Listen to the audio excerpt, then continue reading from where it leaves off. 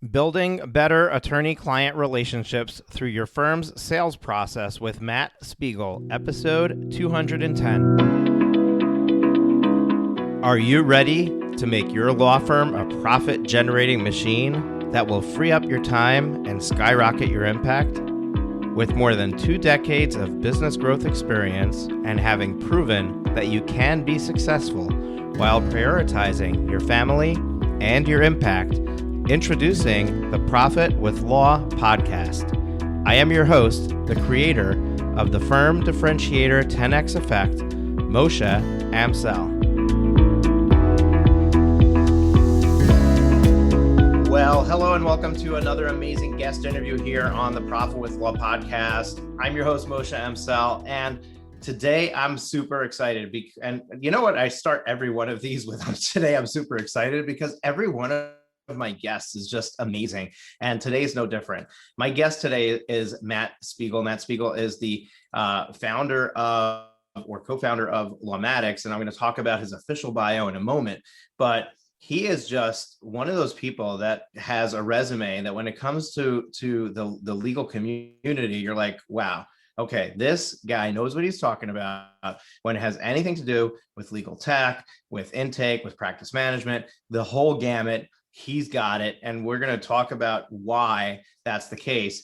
But Matt and I have met. We were introduced a while ago. We finally got a chance to meet each other. He actually was, his company Lawmatics was a sponsor of the Law Firm Growth Summit. And Matt was one of our speakers at the Law Firm Growth Summit, did a main stage presentation, really impressed everybody with the talk that he had, then had a breakout session on top of that, and really excited about everything that Matt and his team are doing. And I think that this is an opportunity for you if you missed him at the summit, or even if you got him to, we're gonna go in different directions here. It's not, the podcast is not scripted, so anything is game. And I think we're gonna have a chance to just pick Matt's brain. So you want to make sure to be here for that. So stay tuned. We're gonna bring Matt on in just a moment, but let me give you the official bio. Matt is a co-founder and CEO of Lawmatics, the #1 attorney-client relationship management platform that provides law firms with client intake, CRM, and marketing automation. With Lawmatics, law firms win more business, impress clients, and are more efficient. Prior to Lawmatics, Matt was co-founder and CEO of MyCase, a legal practice management software company, which was acquired by AppFolio in 2012. Matt is also an attorney and practiced law for 5 years before founding MyCase. Now, I'm going to bring up Matt on in just a moment, but before that, I'm going to share a couple of words with some of our sponsors. Finding amazing employees is the toughest job for any business, and especially for a law firm. You deserve to be the law firm owner you've always wanted to be, but you can't get there without a great team. Get Staffed Up helps you build your all-star team by staffing your law firm with incredible full-time offshore virtual assistants. Work with Get Staffed Up to save money and your biggest resource, time, while they find you the best English-speaking VAs in the world. #delegate your way to freedom. Learn more at www.getstaffedup.com/VIP. Make sure to enter Profit with Law or Moshe Amsel in the referred by section for a $500 discount off of your first VA hire. Thanks to our sponsor, Smith AI. Smith AI is a superior virtual receptionist service for small businesses. They specialize in working with solo and small law firms. I discovered Smith AI a couple of years ago and was blown away by the range of services, which are available at a cost any attorney, even those of you in the smallest solo practice, can afford. Their friendly receptionists respond to potential clients in English or Spanish, screen and schedule new leads, and even take payment for consults. The best part is, they don't just handle these conversations by phone. They also have live agents and chatbots capturing leads on websites and via text message. If there's one growth hack to your practice, this is it. Smith's friendly gatekeepers can staff your front lines. They'll capture new leads while you work uninterrupted. You can finally have the peace of mind that while you're working, you're not missing out on future work. Plans start at just $210 a month for calls and $140 a month for chats. They even offer a totally free chatbot, so there's no excuse. Try Smith AI today and see for yourself why attorneys like Justy Nickel in Colorado say Smith AI receptionists are the secret to business growth and client happiness. Smith AI offers a free trial, and podcast listeners can get an extra $100 discount with promo code ProfitLaw100. That's ProfitLaw100. Sign up and learn more at www.smith.ai. Trust me when I say, don't let another day go by. Try Smith AI. And we are back. Matt, welcome to the show. Yeah, thank you, Moshe, for having me. Excited to be here. And I'm excited to have you. So, Matt, I want to start with something simple. People are listening. Some of them might be hearing your name for the first time. So tell us a little bit about your journey, a little bit, fill in some of the blanks with the official bio, and just how you ended up to where you are now with Lawmatics. Yeah, so I have, as an interesting journey, if probably more prototypical of the lawyer who, everyone always says like, oh, you got out of law, right? You're one of those lawyers who figured out how to get out of law. So like, I guess I'm one of those lawyers who figured out how to get out of law, but it was by accident, right? It's not like anything I intended to do. I did practice law for 4 to 5 years, first at a big firm, and then I started my own practice. And it was actually when I started my own practice that I had a couple issues, right? Like I actually had, I remember very specifically, I had my first bar complaint from a client right after I started my law firm. And it was one of those things where nothing I did other than I didn't return his calls quick enough, right? And that resulted in a bar complaint. And that one experience was sort of the kernel that ultimately led to me building my case, right? It started with this idea of trying to just deliver better attorney-client communication, and eventually that grew into the full practice management system that my case is today.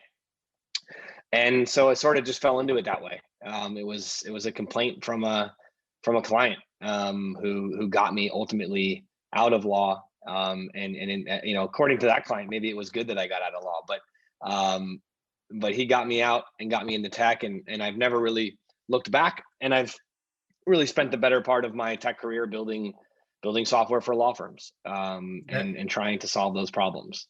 And that client is now on your holiday card at the end of the year list. Yeah. And, thank you so much for what you've done for me. Yeah, that client is probably like, wondering where his royalties are or something like that, right? I said,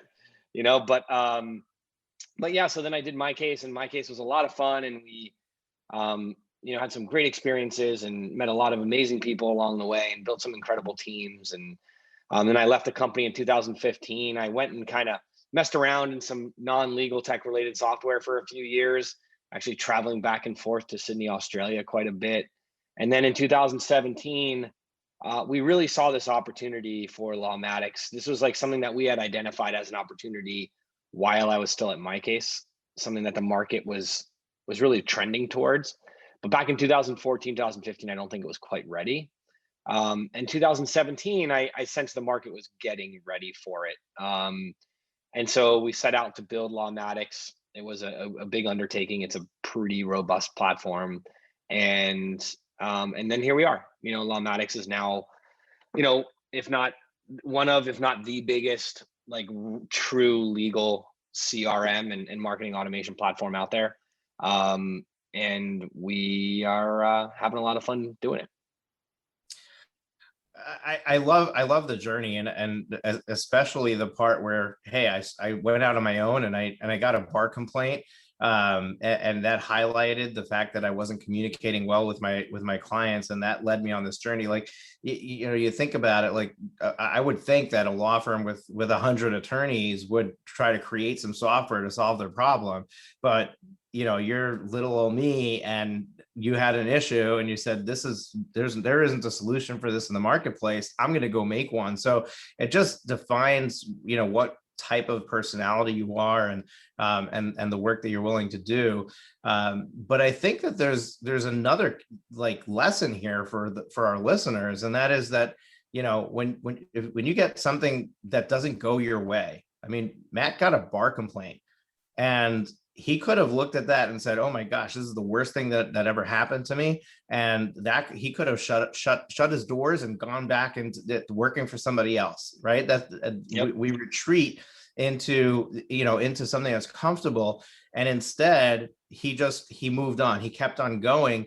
And that complaint, in hindsight, is one of the best things that's ever happened to him.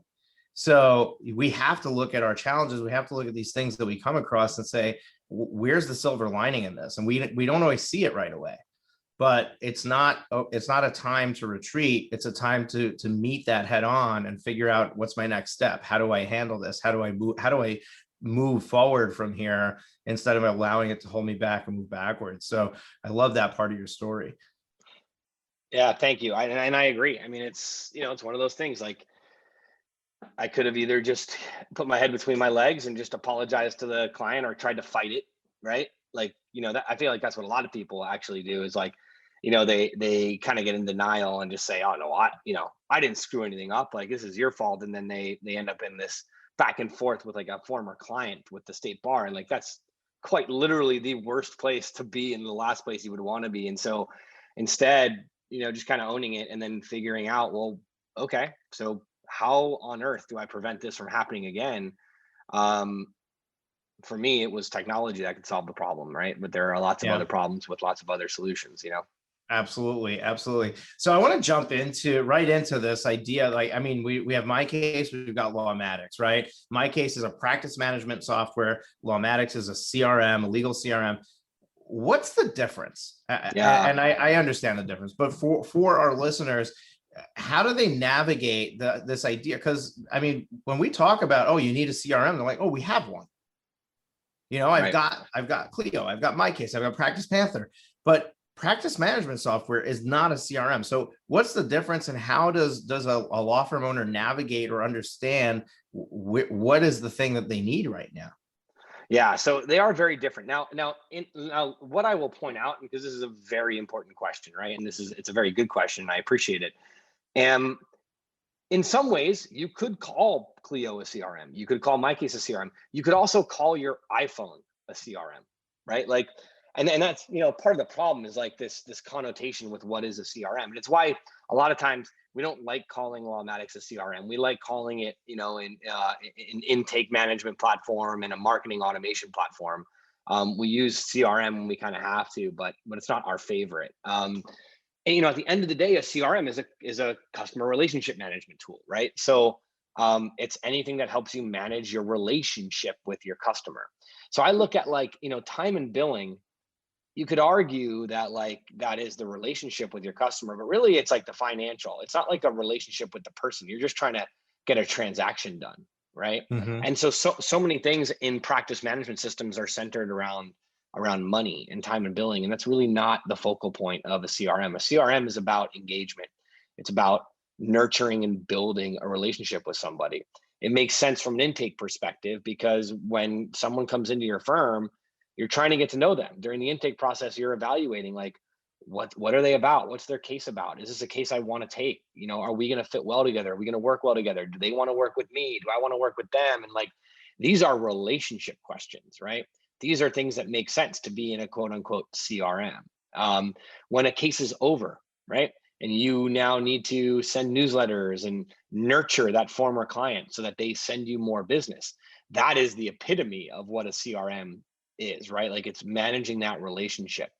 But sometimes, time and billing and just, the tasks that are centered around an actual case are just not really relationship building, right? They're more transactional.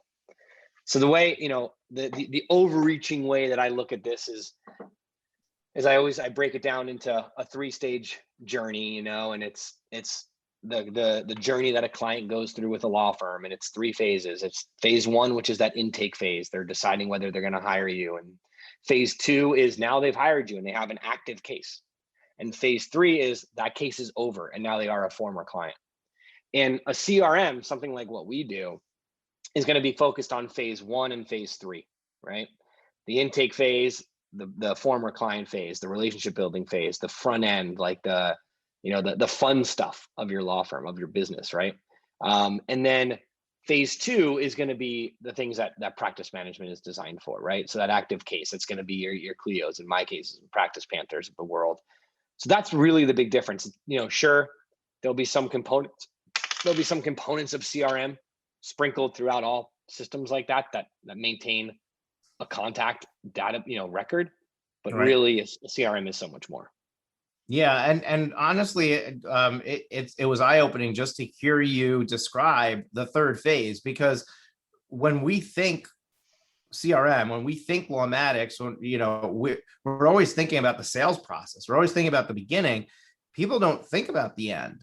And that's where you said it's the epitome of the relationship.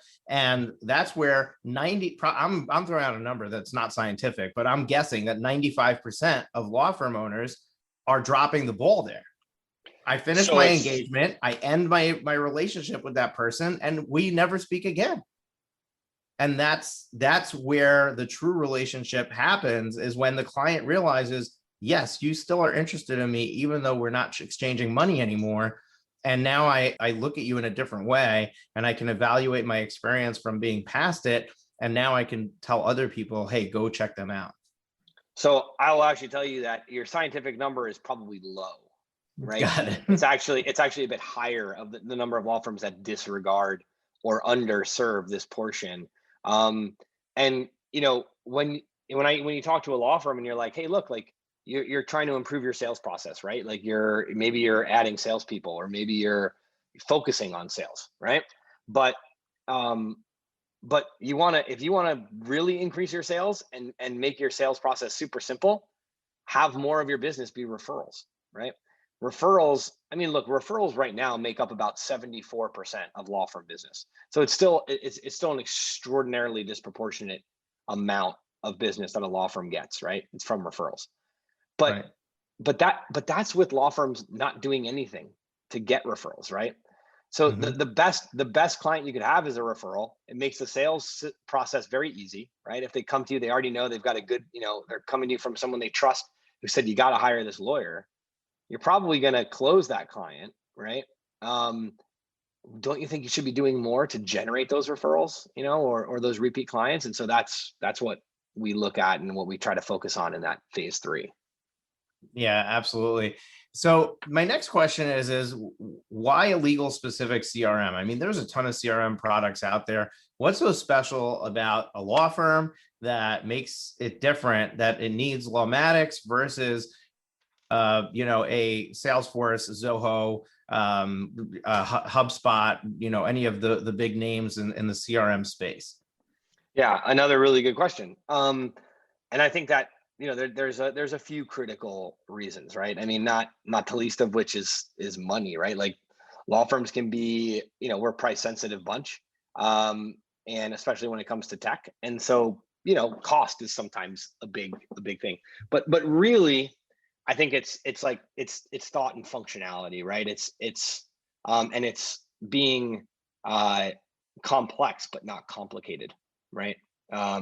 So lawyers require a system that is pretty easy to use. Lawyers are not going to get into a platform that is difficult, right?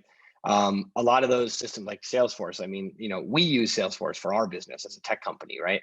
But like a law firm is not going to have the resources to go set up, a law firm is not going to hire developers to be on staff to build out the things they need in Salesforce, right? And that's what it takes. So really having an easy to use system.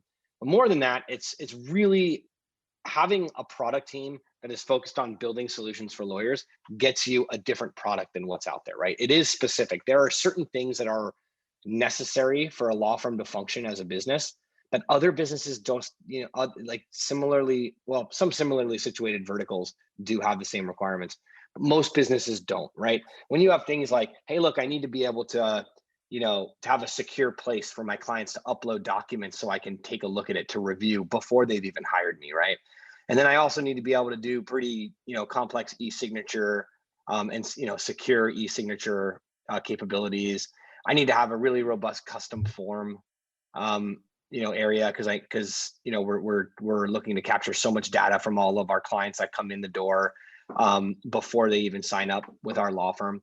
So like functionality is a really big thing, and these are some things that are not traditionally in a CRM or a marketing automation platform, right? Things like a file request room or, e-signature platform are typically things that you have to add on, as a separate thing for a good CRM. So for us, it's just building all these things as an all-in-one, right? One other thing that we've learned about the legal market is, and maybe this is true for every market, but it's particularly true for the legal market, they don't want to have 7 different tools that they all have to like cobble together, right? It's much better to have one place that you can live in. And so we look to do that for the law firms. We look to provide them with an all-in-one, with one place that they can go to really accomplish everything that they need to accomplish from start to finish. And I think the last point, which is a big point there, is integrations, right? So look, we're going to try to do everything, but we're not going to be able to do everything. There's going to be some things that we choose not to do because it doesn't make sense for us to do it, right? And so as a lawyer, though, again, the legal tech world is like kind of a small little community, right? And like, it doesn't integrate, it's not like you can go and just, Clio has done such a good job of building integrations with so many other products, but they're really the only ones, right? And so it's really important, I think, for a good product that it integrates with the other tools that lawyers use, right? And so that's something like we focus on, make sure it integrates with Clio and Practice Panther and Filevine and Smokeball and Rocket Matter. And then let's make sure it integrates with, Zoom so that people can schedule meetings and all the other, Wealth Counsel if you're an estate planning lawyer. So like really focusing on the integrations and getting into the tools that like, look, HubSpot is never going to build integrations with those companies because it's just not a big enough market for them. They don't, It's not on their radar. For us, it's what we, eat, sleep, and breathe. So we know it. Right. Yeah. Of all the things that you shared, the integrations is what I think excites me the most. And I'm not the year-end user, so I'm sure people have latched onto the other pieces. But simplicity, ease of use, cost to implementation, those are all really, really important. But ultimately, being able to integrate and have, when your intake is complete and you're now moving into a matter, to just bring that information over into your practice management software and not have to re-enter everything and not have to manually import stuff over, I think is huge. And then the other integration, Zoom, I don't know if you do your own internal client-side calendaring, but maybe with Calendly and Acuity scheduling and stuff like that, so I could definitely see where the power of integrations is. Now, do you integrate with a Zapier and because that opens a whole nother world of possibility with what you can do? We do. Finding amazing employees is the toughest job for any business, and especially for a law firm. You deserve to be the law firm owner you've always wanted to be, but you can't get there without a great team. Get Staffed Up helps you build your all-star team by staffing your law firm with incredible full-time offshore virtual assistants. Work with Get Staffed Up to save money and your biggest resource, time, while they find you the best English-speaking VAs in the world. Hashtag delegate your way to freedom. Learn more at www.getstaffedup.com/VIP. Make sure to enter Profit with Law or Moshe Amsel in the Referred By section for a $500 discount off of your first VA hire. Thanks to our sponsor, Smith AI. Smith AI is a superior virtual receptionist service for small businesses. They specialize in working with solo and small law firms. I discovered Smith AI a couple of years ago and was blown away by the range of services, which are available at a cost any attorney, even those of you in the smallest solo practice, can afford. Their friendly receptionists respond to potential clients in English or Spanish, screen and schedule new leads, and even take payment for consults. The best part is, they don't just handle these conversations by phone. They also have live agents and chatbots capturing leads on websites and via text message. If there's one growth hack to your practice, this is it. Smith's friendly gatekeepers can staff your front lines. They'll capture new leads while you work uninterrupted. You can finally have the peace of mind that while you're working, you're not missing out on future work. Plans start at just $210 a month for calls and $140 a month for chats. They even offer a totally free chatbot, so there's no excuse. Try Smith AI today and see for yourself why attorneys like Justy Nickel in Colorado say Smith AI receptionists are the secret to business growth and client happiness. Smith AI offers a free trial, and podcast listeners can get an extra $100 discount with promo code ProfitLaw100. That's ProfitLaw100. Sign up and learn more at www.smith.ai. Trust me when I say, don't let another day go by. Try Smith AI. Yeah. Well, and you're exactly right, because like what's interesting, I think, about Zapier, and like we have a pretty good integration with Zapier, and we truth be told, we rely on it pretty heavily with some of our customers. And what's interesting is that like if you were to like rewind 5 years, Moshe, like I don't think like lawyers wouldn't even know what Zapier is, right? Right. But surprisingly so, more and more lawyers are, you know, tech savvy enough to understand the power of Zapier, you know, and like if this then that tools, right? And so it's really cool to kind of see over the last 4 to 5 years how the market has kind of started to adopt, you know, some of these really cool pieces of technology that have been around for a long time, but just haven't quite permeated into the legal space. And Zapier is like a really good example of that. Yeah, absolutely. And now you said that your tool is a marketing automation tool. And then the other piece, I forget what the other description was that you used.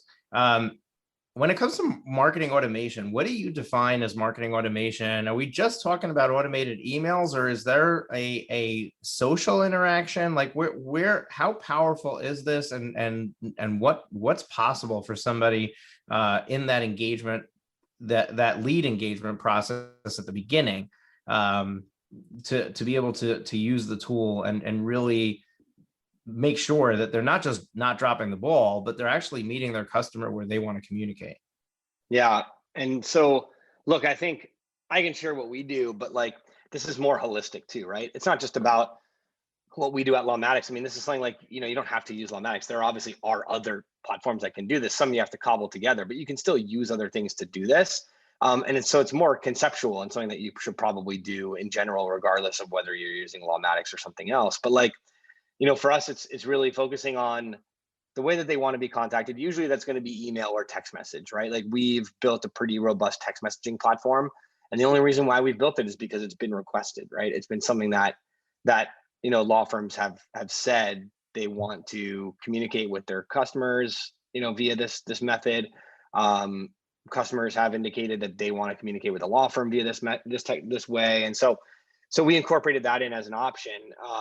And it's been really successful. I think like what we really look at from a marketing automation standpoint is automating engagement, automating email marketing is probably the majority of it, right? Our system is not gonna like post on social media for you or do anything like that, at least not yet. Maybe down the road. It's really more of the direct engagement with a person, whether it's through a drip campaign, a newsletter, you know, sending them an email on their birthday every year. And then on the front end of things, you know, trying to usher them through that intake process, get them scheduled, you know, like we have our own internal scheduling platform built in, right? So like with like a great flow, and this is a flow that like I think everybody should have automated, again, whether you're using Lawmatics or not. Like someone comes to your website or someone calls in and they get a receptionist, right? They either fill out that form on your website or they give you their information to your virtual receptionist or your in-house staff. And then like, as soon as they do that, they should receive a text message that says like, hey, you know, welcome, you know, thank you for contacting our firm. And then here's a link to book a consultation. Like, we'd love to have you come in. And then as soon as they book that consultation, it triggers another intake form to go out based on the type of case that they have, that asks for a whole bunch more information before they come in for their consultation. And what this does is like, I mean, one, again, you're kind of meeting them on the battlefield, right? You're out there with them as they're thinking about you, and looking for a firm. And also you're engaging them. And what happens when you engage them? They don't call the next person on Google, right? Because they're engaged with you. And so there's so many, you know, using all these different automations and methods of communication to kind of facilitate the different, you know, the mechanics that go into an intake process is just insanely valuable to your business. Yeah. Now, what's interesting is that we're in a society where we're already used to that kind of automation that you're describing. So if I contact a law firm and I'm getting that stuff, yes, it's going to set them apart from the other law firms who are not doing that. But at this stage in society, we almost are back to the point where they want to have that human touch again, right? Totally. So how do you navigate the automation and still make sure that there's human interaction so that the experience for the potential client is good enough that they're like, I'm sold, right? Not only did they have their stuff together, they sent me a text message, sent me a form, asked me for documents, all that happened, but I can tell it probably was automated. But I even had somebody from the office reach out to me and tell me, we're excited to see you, and here's what to expect, and here's where you should park, or whatever happens on that phone call. I'm assuming a lot of law firms are not doing that. How important do you think that is, and how do you automate that part of it?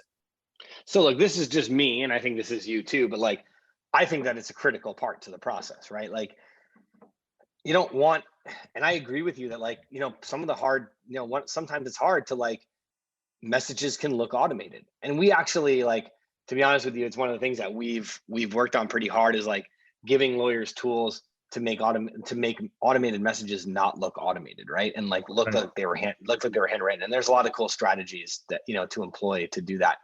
But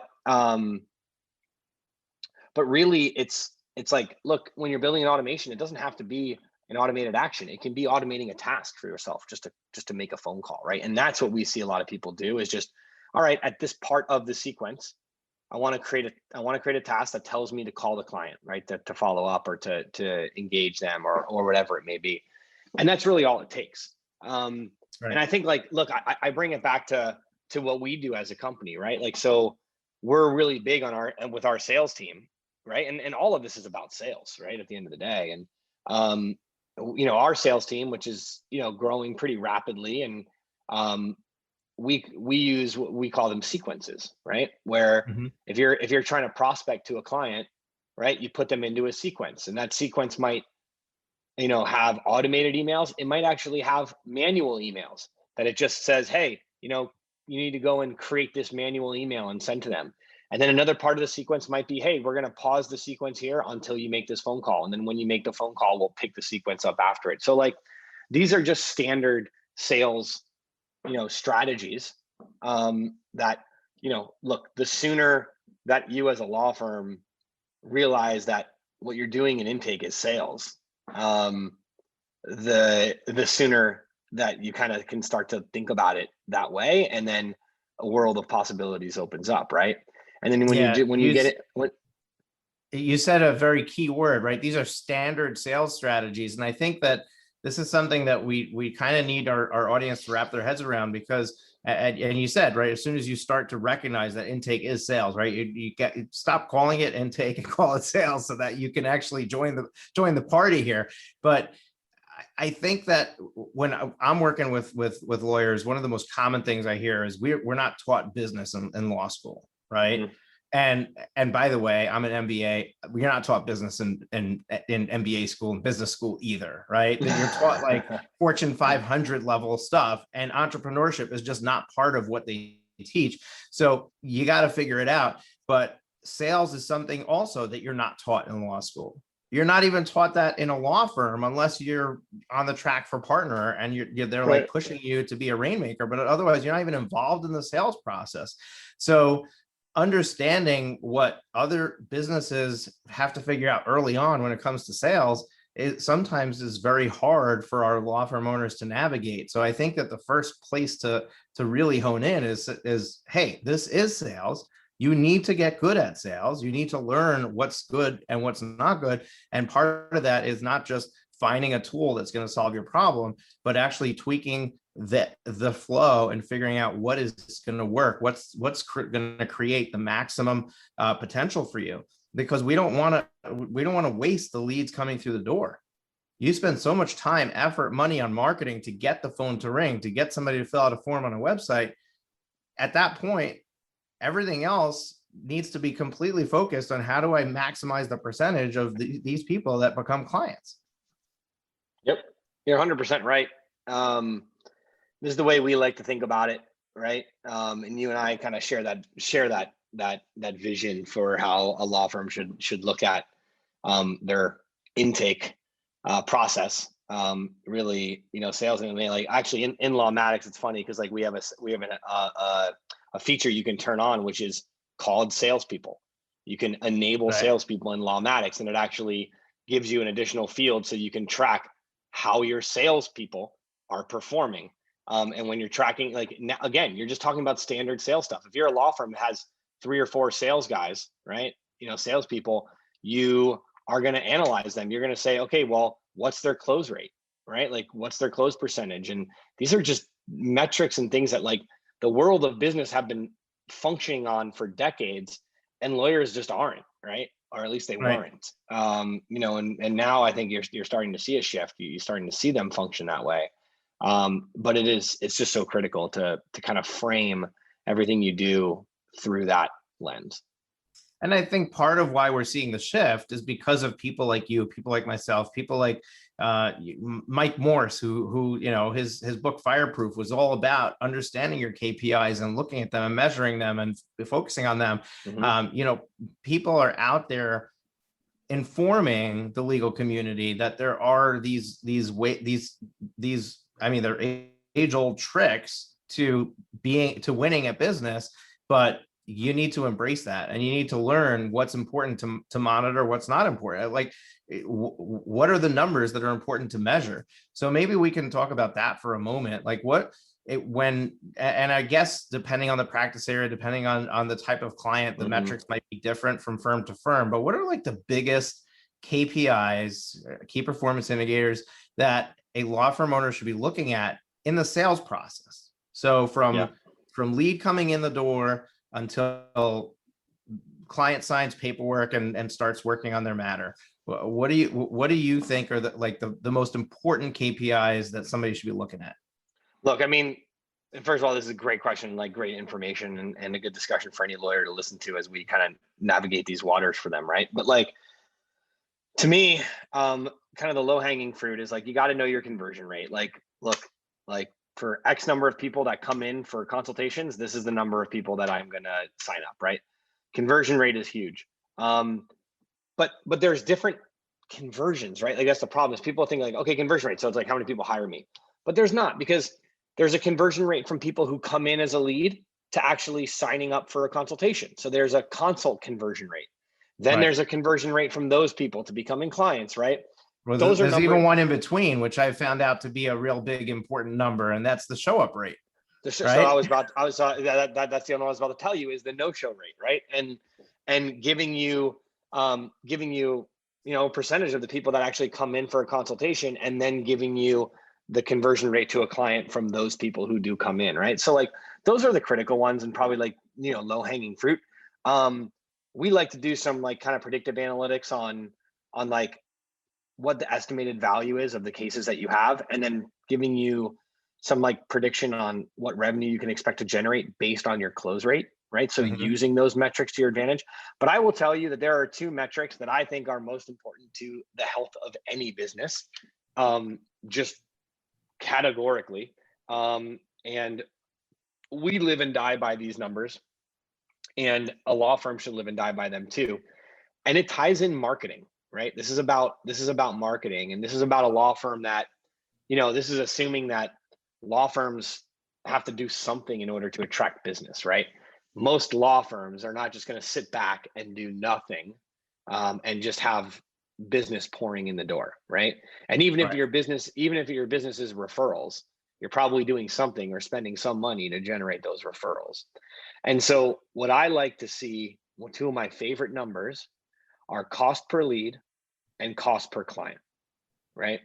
And these numbers, I will tell you right now, if your cost per client is less, if your cost per client is more than the average revenue that you make per client, you are a failing business, right? If it costs you $5,000 to get a client, but you make $4,000 from your average client, you are effed, right? you are going to never be a successful business. And if you go and ask law firms, how much does it cost you for each client? They have no idea. Right. They have absolutely no idea. Even the law firms that are spending a boatload of money on Google pay-per-click and all the other marketing tools and strategies that are out there, they don't know how much it costs them for a lead and how much it costs them for a client. And they are flying completely blind. And when you are looking at those metrics, you can look at them on a top level for the whole firm, but more importantly, you can break them down by marketing source.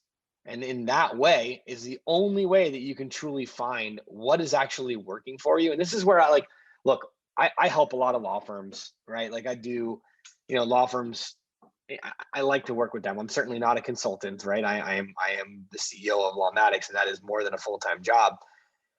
But I've had the pleasure of going into and working with quite a few law firms over my career. And what you see is you see this law firm we get so many customers from pay-per-click, it's great.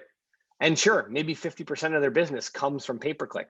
That doesn't mean that it's a valuable channel, right? Right, because those leads are costing so much on the front end, and then the conversion rate on those tend to be lower than the other leads. And if you're not breaking out those different numbers, and the lawn guys just showed up. So folks, if you hear the lawn mowing in the background, it is what it is, right? But if you don't break down those numbers, then it might look like everything is working.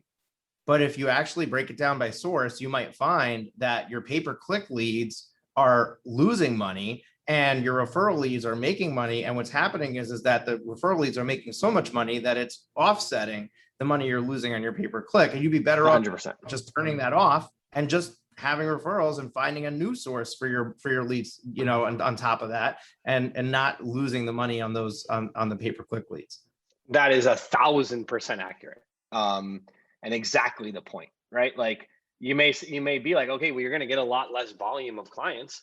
You're going to get a lot less top line revenue, but you're going to spend significantly less. And it's hard unless you see it in a metric, in a KPI. It's hard to comprehend that for a lot of law firms, right? But it's so critical. Is that something that's built into Lawmatics? Is that something that happens automatically? Yeah, it is. We give you those numbers front and center automatically. We have some tools that help you track how much you're spending on marketing resources. Some of it is automated. Some of it you have to tell us how much you're spending, and then we can also see how much money you're making from each revenue that you're generating from the matter. And so it really helps us hone in on those numbers, but we give them to you front and center. I mean, they are, that's kind of some of the special sauce, right? Those numbers are just so critical, and every business should know exactly what they are. Right. And I mean, this is one of the things that I focus on with my clients as well, is to really get to know these numbers, because sometimes they come to me and they're like, I need the phone to ring more. I need more leads. I'm just not getting enough leads. And then when we dig into it, they're actually getting a decent amount of leads. But what's happening is that somewhere along the way, something is missing the boat. And so what happens is 100 leads come in the month, but 10 of them book a consult. And then you have a great close rate, right? So of those 10, 5 show up and 3 of them close, right? So you're above 50% close rate, but I'm only getting 3 clients out of 100 leads.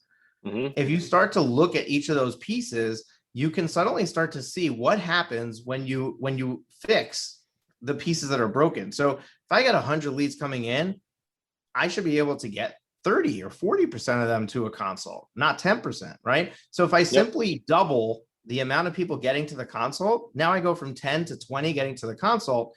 Now I have a 50% show up rate. I got 10 people showing up to the consult. Now I have a greater than 50% close rate. I have 6 clients. I got double the amount of clients, same number of leads. All I did was I fixed something in the process to get more people to book a consult. So knowing these numbers will help you see where there's a ton of room for improvement, so that you could focus on that area of the sales process to try to figure out where are we going wrong? How do I fix this? And you just got to be intuitive, right? You just got to look at it and say, put myself in the shoes of a potential client. Why are they interested? And then they're not taking the next step. Or why are they booking a consult and not showing up? Why are they showing up and not buying? you look at each of those steps and you figure that out, and all of a sudden you move the needle. Yep. Yeah. I mean, look, it's like without this data, right? Like as a law firm, like look at every step of your funnel, whether it's the top of the funnel, whether it's the bottom of the funnel, whatever it is, it's like it's basically like, imagine having a bucket with a whole bunch of holes in it, and you have to plug up all those holes, but you don't know where they are and you can't see them and you can't feel them, right? Like that's effectively what you're trying to do. And the more you put water in, it just keeps going out, right? And if you can't plug those holes, if you can't see those holes, then you can't fix them, right? Absolutely. And so, measuring, having the right KPIs and having the right tools are the only ways that you can see the holes in your bucket, right?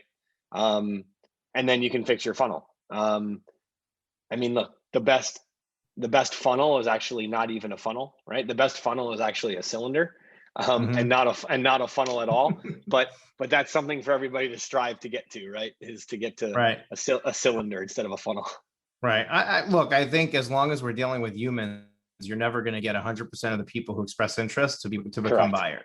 No matter, I mean, unless you're offering something that is so compelling and it's absolutely free, maybe. But even that, I mean, if you look at front end, top of the funnel marketing, front end marketing, when you have a free offer that they can just click and sign up for, not everybody's doing that. You get 100 people on your landing page, and you get 20 or 30% that actually convert into leads.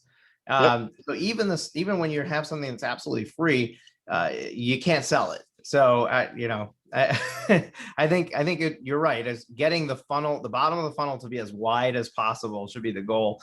But figuring out how to get that to work out that way. Now, Matt, I know that you do a lot of talking and a lot of work on the client experience side of it.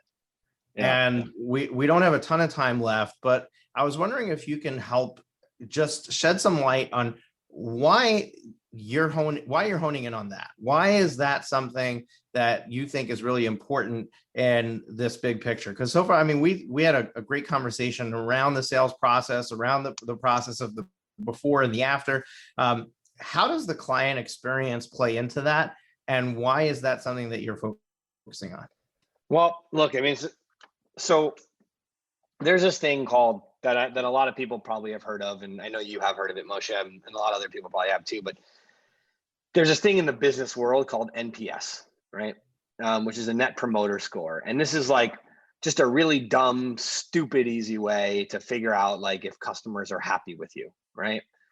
And this is like, all the big companies of the world use NPS to kind of take the temperature of their customers and see how good they are at just customer service and being a good product.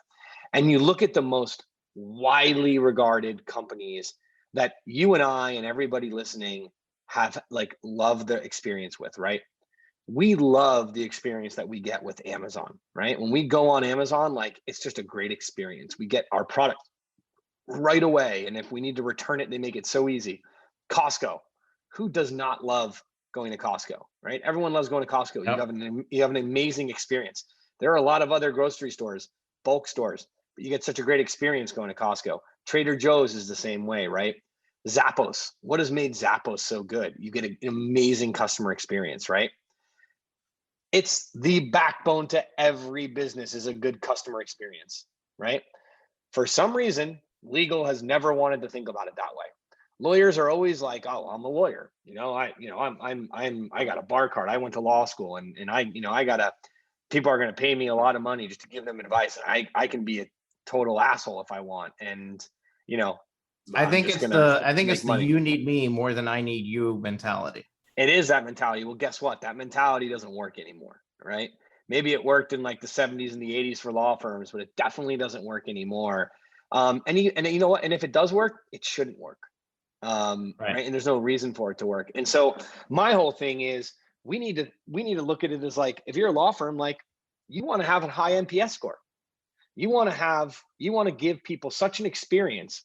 And this is the way I say it. Like you could be, and I've seen this, you could be the best lawyer in the world and deliver an amazing legal outcome for your client.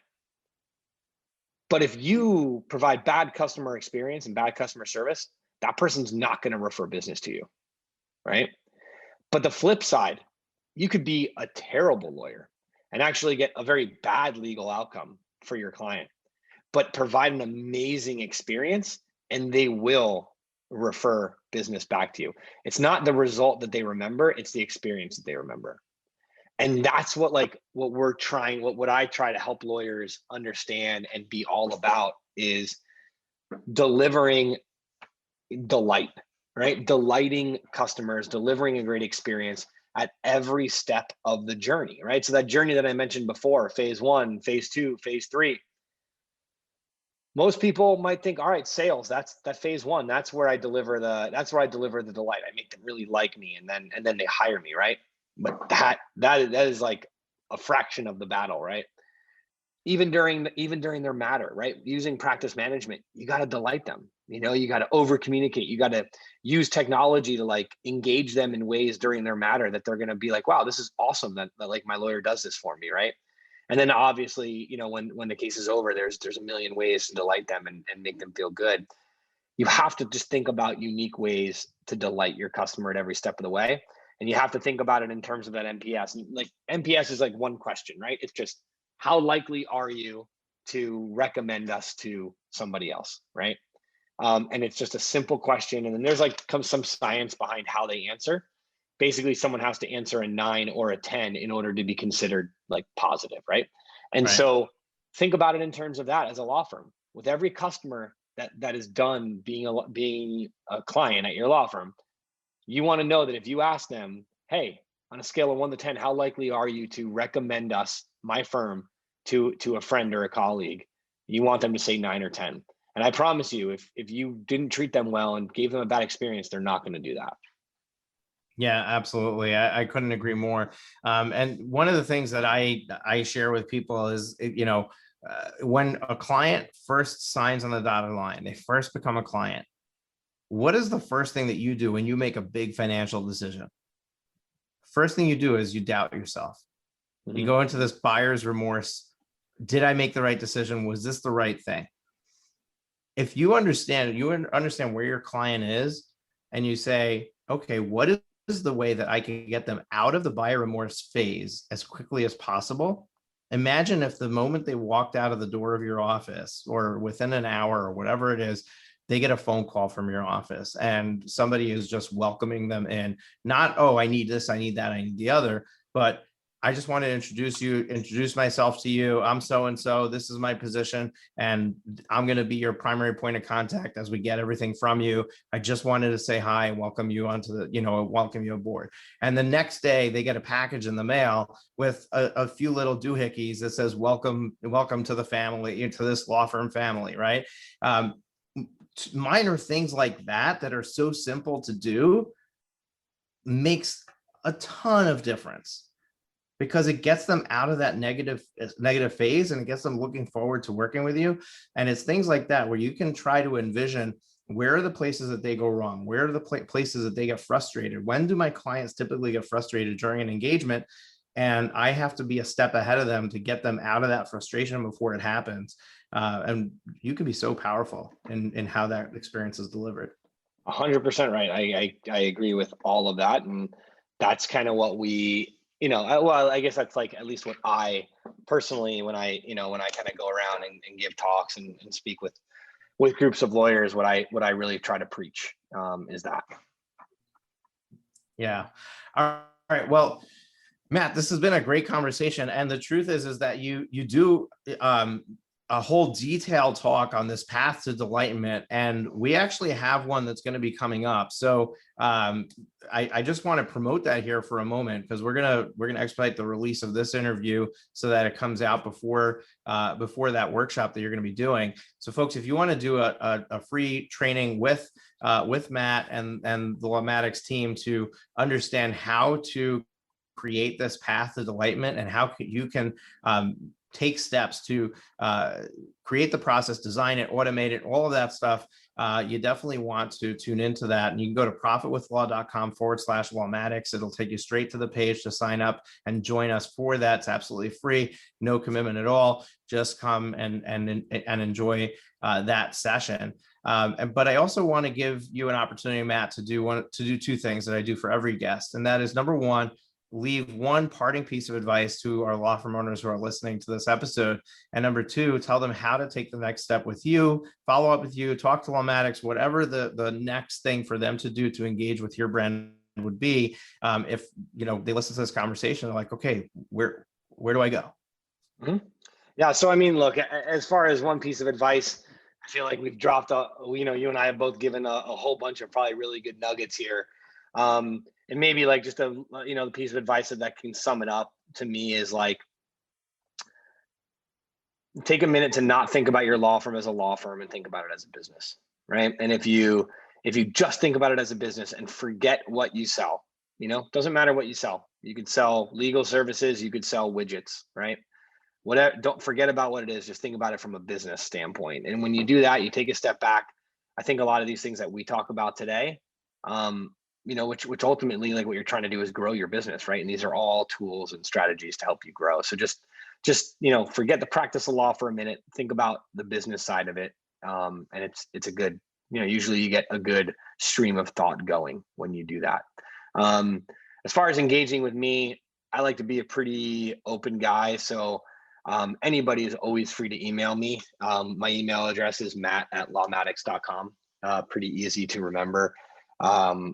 I'm on, I'm all over Twitter and all the normal places. So if anybody wants to ping me there, you definitely can. You can always head over to lawmatics.com. We've got an amazing team that would love to learn about your business and then show you how Lawmatics could help you with that. So you're not, when we demo Lawmatics, we don't just show you all the features. That kind of doesn't do much good. We actually spend a little time to learn like how you function as a law firm, what kind of processes you want to have in place, what you want to do, what you want to make better.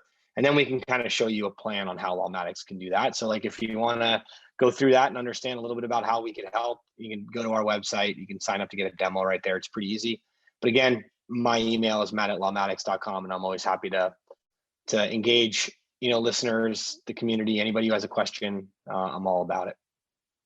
Awesome. Love it. Matt, this has been an incredible conversation. I really appreciate you coming and spending time with me. And folks, everything that we just referred to, the free training we have coming up, Lawmatics' website with, signing up for a free demo or a conversation with their team, as well as Matt's email, all of that is going to be in the show notes, which is in the description right below the episode or at profitwithlaw.com.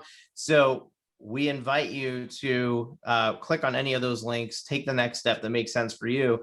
But more importantly, if this is your first time listening to the podcast, this is your very first time here. I mean, first of all, you chose the right episode to tune into, right? But you obviously enjoyed this experience because you're here at the end listening to me ramble on in the closing remarks, which means that you've listened through our entire conversation. Hit the subscribe button. So this way you get notified every time that we release a new episode, which is a minimum of twice a week, every Tuesday and every Thursday. And Tuesday is my solo day. I get behind the microphone. I share what's going on, something I want to talk about.